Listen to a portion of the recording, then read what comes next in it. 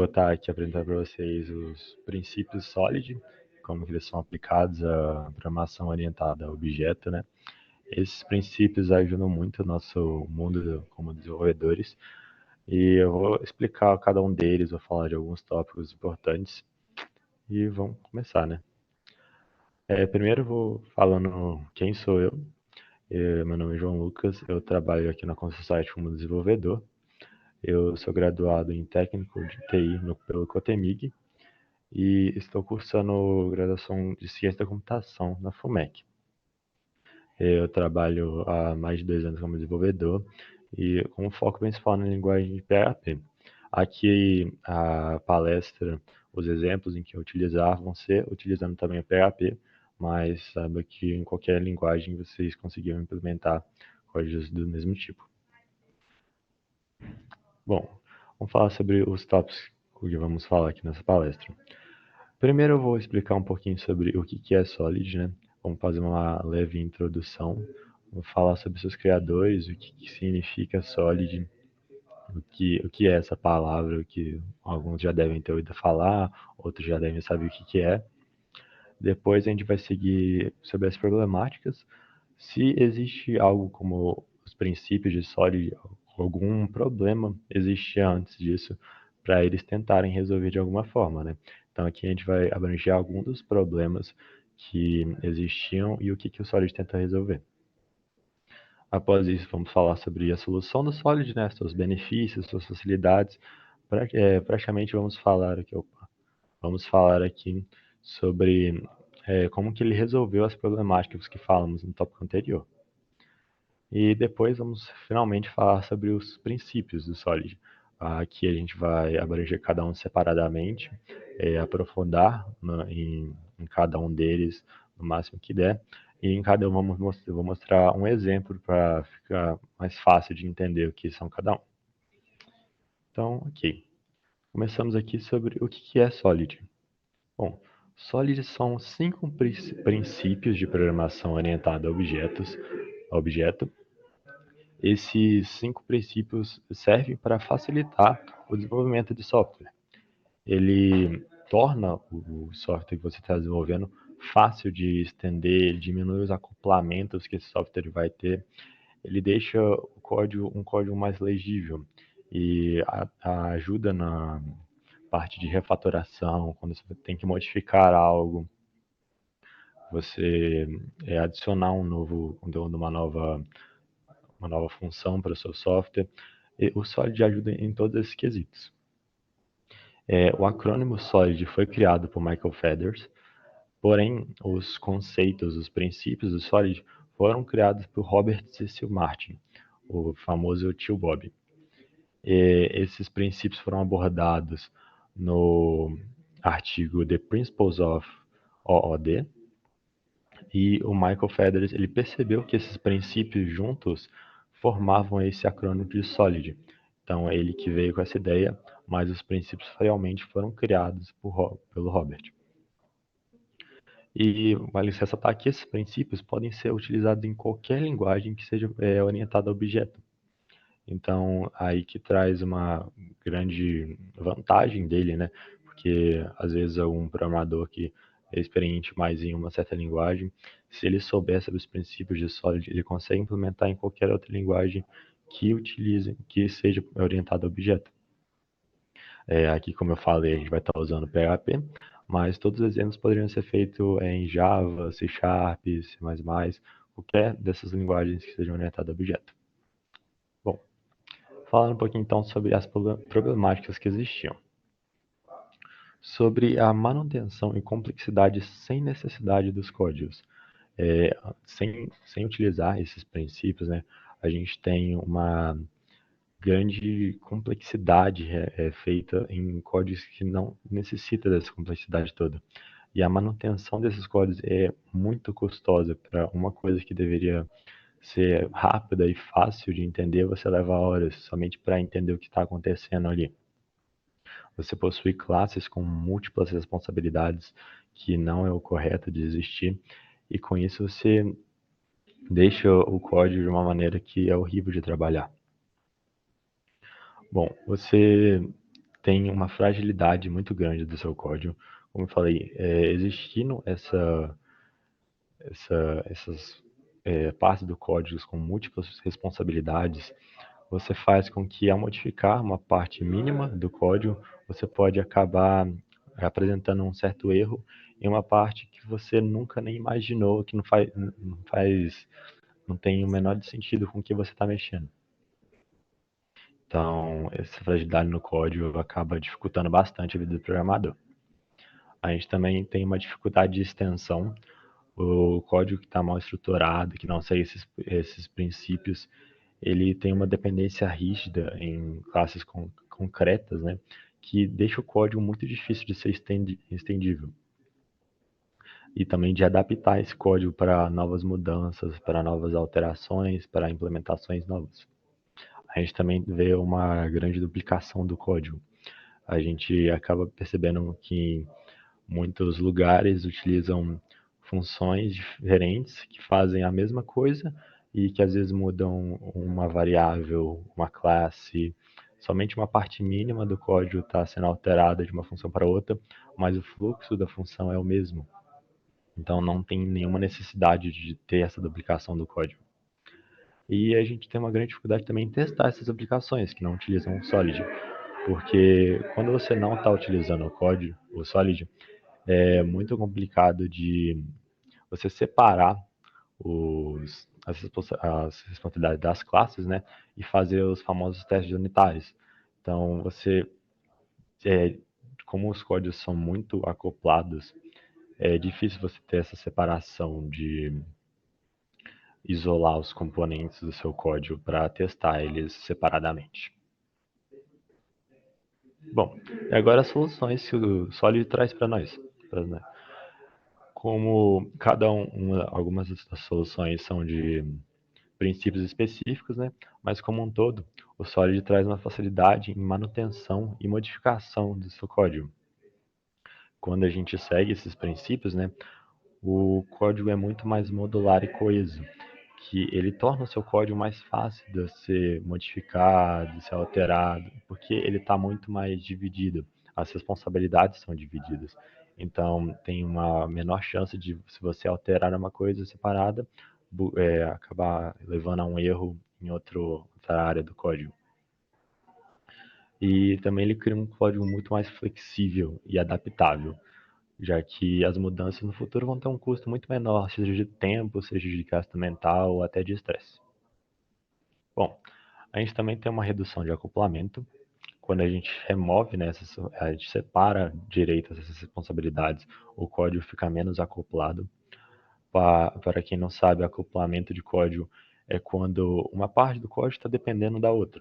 Então, utilizando o Solid, a gente tem uma diminuição disso.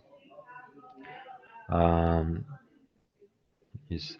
E a gente tem uma melhor testabilidade, né? Como falei no tópico de problemáticas, quando a gente está com código que não está separado certinho as responsabilidades, o código é muito difícil de separar seus componentes, a gente não consegue fazer os testes unitários direito. E usando o Solid, tendo essa separação, os testes são muito mais fáceis de serem implementados, deixando o seu código muito melhor de ser utilizado, muito melhor de ser refatorado e fazendo manutenção nele. A gente tem uma reutilização de código, né? Quando a gente usa o Solid, a gente geralmente não vê muito de ter duplicações de código, funções repetidas em um canto e depois repetidas no outro. É tudo muito bem separadinho, é tudo muito bem coeso, né? Então a gente consegue ter a aplicação nossa com as partes do código bem separadas, responsabilidades bem separadas, evitando a utilização do código. A gente tem uma maior compreensão e clareza, né?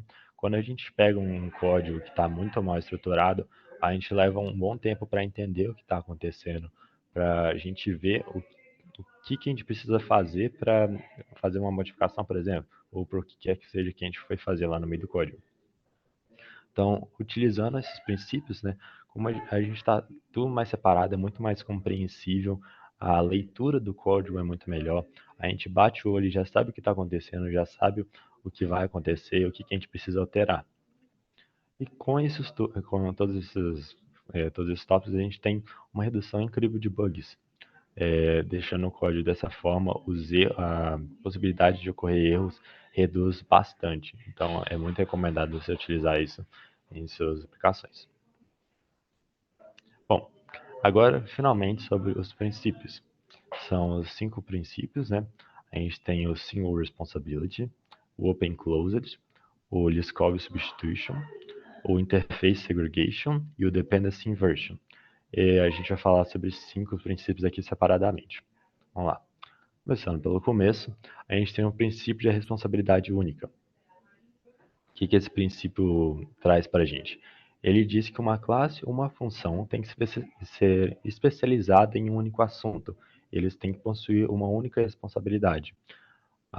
Com esse princípio, a gente está evitando a famosa God Class, que é aquela classe que todo mundo já deve ter visto, quando você entra no arquivo e a classe tem mais de 10 mil linhas. Você não sabe o que está acontecendo ali, está acontecendo de tudo um pouco, e isso é muito ruim para sua aplicação. Quando você bate o olho nessa classe, você não sabe o que está rolando lá. Você fica muito confuso, você leva um tempo até você ler tudo, você entender tudo, você fazer as conexões certinhas. E isso também acaba trazendo uma abertura a bugs, né? Que com uma classe de diversas responsabilidades existindo, você tem a possibilidade de quebrar uma parte do código que nem faz parte do que você está mexendo. Então, vamos falar agora sobre o exemplo. Vou mostrar aqui o exemplo para ser mais fácil de entender. A gente tem aqui da esquerda a classe compra. Essa classe compra tem algumas responsabilidades, como criar a compra, cancelar a compra, calcular a soma dos preços dos itens da compra e adicionar o desconto na compra. Aqui a gente vê que tem várias responsabilidades para uma só classe. A parte de criar e cancelar a compra realmente fazem sentido de estar dentro da classe compra, porque ele vai estar mexendo com a entidade da compra. Então, aí tudo aqui, mas a parte de calcular a soma de preço e adicionar desconto não fazem parte só da compra em si. Eles podem ser divididos em outras classes, como a gente mostra aqui no exemplo da direita. A gente tem 3 classes. A gente tem a classe compra, que vai estar criando e cancelando a compra. A gente tem a classe de calcular o preço, que ela vai calcular o preço da compra, de todos os itens da compra que você passar como parâmetro. E a gente tem a classe desconto. Essa classe de desconto vai simplesmente adicionar o desconto na compra. E mexendo no código para deixar ele dessa forma, deixa muito melhor para quando você for adicionar alguma regra nova. Quando, por exemplo, você for ter que ter algum tipo novo de desconto, você não precisa mexer na classe de compra para se adicionar essa funcionalidade, você vai mexer na classe de desconto, que faz mais sentido. E com isso você não tem o risco de quebrar a funcionalidade de criar uma compra. Aí separando, a gente tem a separação dessas responsabilidades, muito boa. Bom, sobre o segundo princípio, é o princípio aberto-fechado. Ele diz que objetos ou entidades devem estar abertos para extensão, mas fechados para modificação. O que significa? Isso fala que quando você cria uma classe nova, você tem que deixar ela fechada para modificação. Quando você for alterar ou adicionar alguma funcionalidade nova, você não vai mexer na classe que já foi criada. Você, você pode estender, você vai fazer uma extensão da classe, mas não vai modificar essa classe. Isso serve muito para aquelas classes que a gente tem um encadeamento gigante de ifs. Isso é não nem um pouco recomendado e esse princípio ajuda a resolver esse problema. Ele previne muitos bugs que acontecem em coisas que já estavam funcionando. Nesse exemplo, se você modificar uma classe que já existe, você tem a possibilidade de quebrar essa classe que já existe e já está funcionando em outra parte do código. Você deixando essa classe fechada para modificação, você previne totalmente esse tipo de erro. Tem uma frase muito boa que fala que você fala, separe o comportamento extensível por trás de uma interface e inverta as dependências. Aqui está falando que você tem que separar a responsabilidade dessa classe, né, o comportamento dessa classe, para uma interface e inverter as dependências, fazendo que não seja necessário mais modificar essa classe. Vou mostrar aqui um exemplo que vai deixar melhor para você explicar. Bom, Começando, a gente tem uma classe logger. Essa classe ela tem uma única função. A função da classe logger é escrever um arquivo de log. Ela recebe uma mensagem, um parâmetro de mensagem, e ela escreve um arquivo de log para você. Essa classe está ok, super normal. A gente vê nessa classe sim, ela está muito bem definida, ela tem uma responsabilidade, uma função, está fazendo tudo ok. O problema começa quando a gente tem que adicionar um novo estilo de log. Vamos supor, agora é necessário que você tenha os logs também no banco de dados. Então aqui, fazer isso, você vai ter que adicionar uma nova função de salvar o log no banco de dados. Aí você já começou a ferir esse princípio de Open Closed, porque você teve que alterar uma classe que já existia. Então, nesses casos, a gente vai ter que criar uma interface que vai conter esse comportamento da classe e vai inverter as dependências. Como assim? A gente vai ter que fazer algumas modificações. A classe logger, ela vai ter uma ferramenta como propriedade. Essa ferramenta vai ser uma interface salvar log. A interface salvar log aqui na direita, como vocês estão vendo, tem somente uma função de salvar. Ela fala que todo mundo que implementar essa interface vai ter que ter a função salvar, recebendo uma string como mensagem. Ok. Aí agora a classe logger vai receber um salvar log e vai utilizar esse salvar log para salvar um log independente de como for. Você não precisa saber como que vai ser. E você não vai precisar modificar essa classe log se você precisar adicionar um log em banco de dados, um log, não sei, por exemplo, em chamado, e-mail, o que quer que seja, você não precisa modificar essa classe mais. Você somente precisa criar novas classes que vão estender e vão implementar o salvar log. Como aqui temos duas classes, o log arquivo, que vai implementar o salvar log e vai ter a funcionalidade de salvar, com a sua lógica de salvar o log no arquivo, e o log banco, que vai fazer a mesma coisa, mas vai ter a lógica de salvar o log no banco. Assim, quando você criar a classe log, você vai passar uma dessas de parâmetro, independente da que for, o código vai continuar funcionando, você consegue criar inúmeros tipos de logs sem ter que modificar a classe Py. Ok. Agora, sobre o terceiro princípio, é o princípio de substituição de Liskov. O que ele fala? Esse princípio diz que as subclasses têm que manter o mesmo comportamento que as suas classes bases. Então, como assim? Você tem que conseguir substituir um objeto de uma classe base por um objeto de uma subclasse sem perder o funcionamento correto do seu código. Esse é um dos princípios mais difíceis de entender, que é um pouco confuso mesmo. Com os exemplos fica mais fácil de explicar. Mas o que ele diz é que você pode substituir o objeto de uma classe base ou de uma classe ou de uma subclasse de uma classe base por essa classe base ou por outra subclasse dessa mesma classe base. Você não pode fazer com que essa substituição ocorra um erro no seu código. Ok, vou mostrar um exemplo aqui para vocês. Aqui a gente tem uma classe retângulo. Classe retângulo, ok, ela tem uma propriedade de largura, uma propriedade de altura. Ela tem o setar largura, setar altura e depois ele faz o cálculo diário. É uma classe ok, ele faz o seu funcionamento padrão normal, está tudo funcionando corretamente. O problema chega quando a gente está pensando assim, pô, agora a gente precisa de uma classe de quadrado. Espera aí, eu já tenho a classe retângulo ali, ela já tem largura, já tem altura, eu posso só estender dela, né? Fazendo algumas pequenas modificações. Aqui agora o setar largura vai ter que setar largura e altura como o mesmo parâmetro, porque o quadrado tem que ser os mesmos lados iguais, e a mesma coisa no setar altura. Eu estendi ela, tem as propriedades de largura e altura, e só substituir as funções de setar largura e setar altura para funcionar com o quadrado. Isso vai funcionar se você criar uma classe quadrada e precisar setar uma altura, por exemplo, de 5, vai ficar lá 5 de altura, 5 de largura. Corretamente, a área vai ser 25, vai dar certinho. Mas ele está ferindo o princípio, porque você não consegue substituir uma classe retângulo, por exemplo, por uma classe quadrada sem alterar o comportamento do código, comportamento padrão. Temos aqui um exemplo de uma função calcular área. Essa calcular área recebe um parâmetro de uma classe retângulo ele seta uma altura de 5, depois seta uma largura de 4. No final ele dá um eco na área total, na área desse objeto. Então, chamando as funções em dois objetos, um objeto retângulo e um objeto quadrado, a gente tem dois resultados diferentes. Um vai resultar em 20 e o outro em 16. E aqui a gente também tem uma perda, porque o setar a altura vai setar o 5, mas esse 5 vai sumir. Porque, como a gente fez na classe do quadrado, o setar a altura e o setar a largura setam para as duas propriedades independentes. Então aqui a gente tem a gente fere gravemente o princípio que a gente está tirando um comportamento que era para ser padrão da classe retângulo. E assim a gente deixa o código apto a vários erros.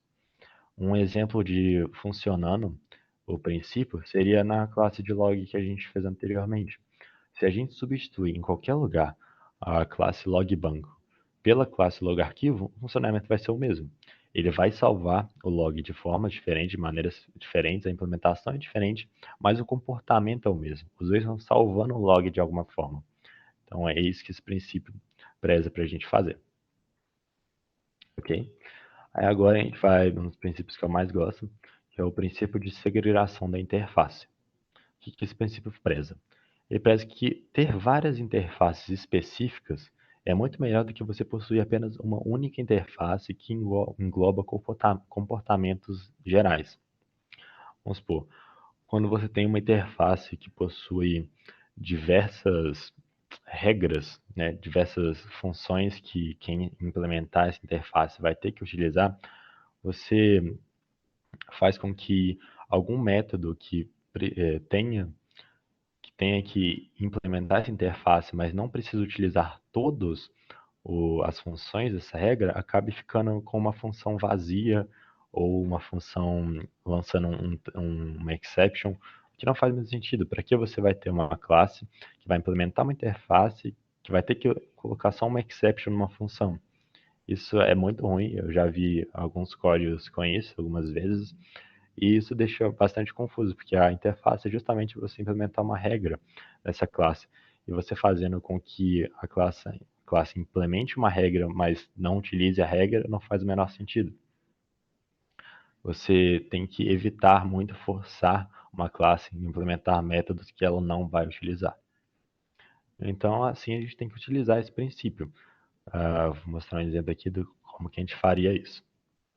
Primeiro, temos um exemplo aqui comum de uma interface AVE que tem algumas regras.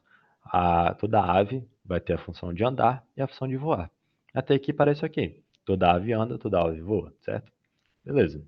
Aí a gente tem uma classe de avião que está implementando a interface da ave e ela implementou os métodos andar e voar. Ok, um gavião anda, um gavião voa. Até aí não tem nada de errado. O problema começa quando a gente tem uma classe pinguim, por exemplo. O pinguim é uma ave, ele anda, mas pinguim não voa, né? Pelo menos não que eu saiba. Pinguim no máximo dá um pulo muito alto, mas voar não. Então aqui a gente tem uma implementação de uma interface na classe pinguim, fazendo com que ele tenha que declarar a função de voar, mas essa função não vai fazer absolutamente nada. Algumas soluções para isso, algumas gambiarras, é colocar essa função com um return vazio ou lançar uma exception quando alguém tentar acessar essa função, ou simplesmente não colocar nada dentro dela. E isso deixa o código bem ruim. Você vai estar colocando uma interface numa classe falando que ela tem que ter a regra, mas ela não tem a regra. Isso não faz o menor sentido. Então, para isso, a gente usa o princípio de segregação de interface para resolver isso.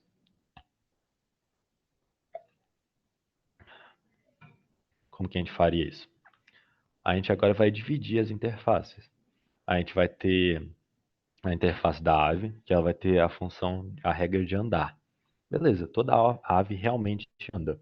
Pelo menos, novamente, que eu saiba, né? Não sei nenhuma ave que rasteja por aí. Mas é uma regra comum que toda ave vai ter que ter. Toda ave anda, realmente. Aí, ok. Aí agora a gente divide em duas novas interfaces. A gente vai ter a interface da ave que voa, ela vai estender de ave. Então, toda ave que voa, ela anda e ela voa. Então, ok. E também vamos ter uma outra interface, que é a ave que nada. Ela também vai estender de ave. Então, toda ave que nada, ela vai andar e ela vai nadar também. Então, aqui a gente está separando as interfaces, deixando as interfaces mais específicas. Temos dois tipos de ave que voa, ave que nada, e temos uma ave padrão que só anda. Ok. Aí a gente começa a implementar. A classe Gavião implementa a ave que voa, usando a função de andar e voar, que eu realmente preciso, um gavião anda e um gavião voa. E a gente tem a nossa classe Pinguim antes, que vai implementar a ave que nada. Agora ela vai ter a função de andar e a função de nadar, que são coisas que o pinguim faz sendo uma ave. Então aqui a gente está dividindo bem as interfaces, deixando as interfaces específicas para o que elas fazem, para o que elas realmente devem fazer, e evitando de existirem funções na classe que não fazem absolutamente nada. Outra coisa disso é que dessa forma a gente pode ter, por exemplo, uma classe pato, que ela vai implementar tanto da ave que nada, tanto da ave que voa. Que o pato ele anda, ele voa e ele nada. E assim você consegue fazer diversas implementações, diversas interfaces, e é isso que esse princípio preza.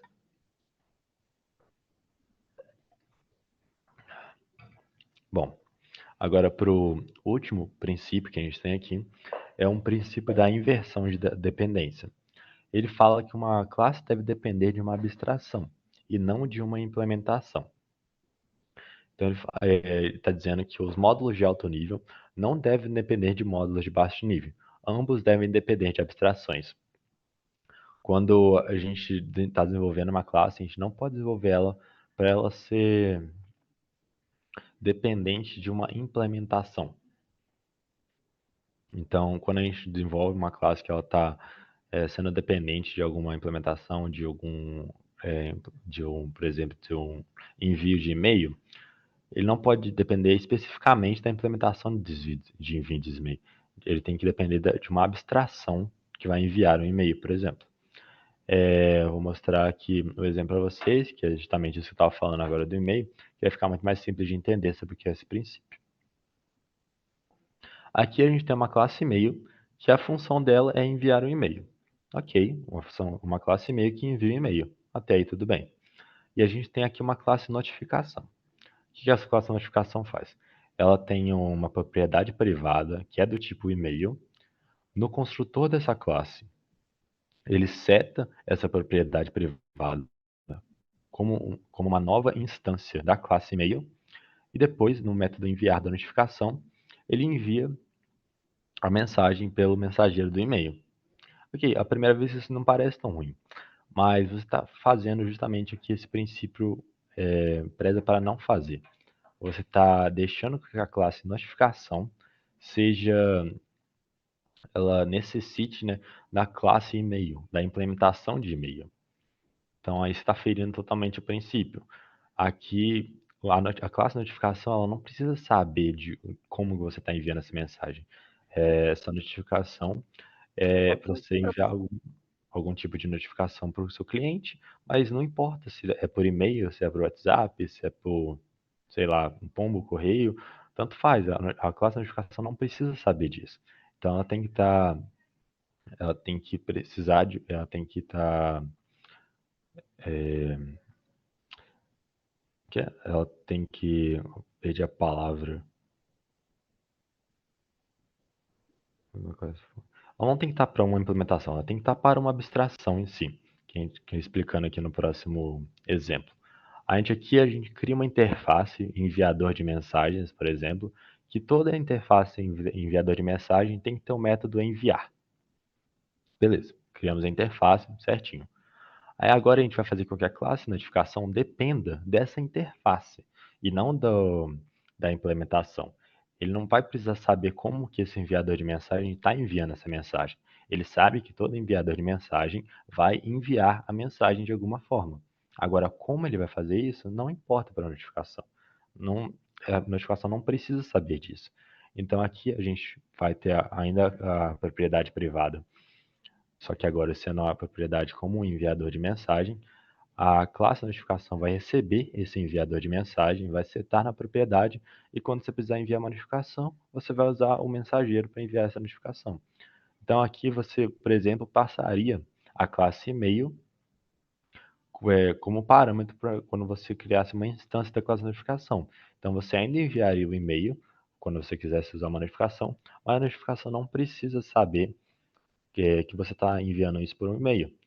E também isso ajuda para quando você precisar criar uma notificação para mensagem. É só você passar uma classe mensagem que vai estar implementando esse enviador de mensagens. Aqui assim você tira totalmente essa dependência que existe no, na implementação de enviar o e-mail, por exemplo. Agora você está dependendo da abstração de enviar uma mensagem, independente de como seja implementado isso. E assim você consegue usar esse princípio. Bom, seria isso, pessoal. Espero que tenha dado para entender pelo menos o básico, às vezes para vocês terem uma vontade de estudar mais sobre os princípios Solid. Quando você cria um projeto utilizando esses princípios, deixa o código muito melhor, é muito bem visto por todos, né? E você consegue uma ajuda de todo tipo de profissional, porque todo mundo vai conseguir entender seu código de maneira correta.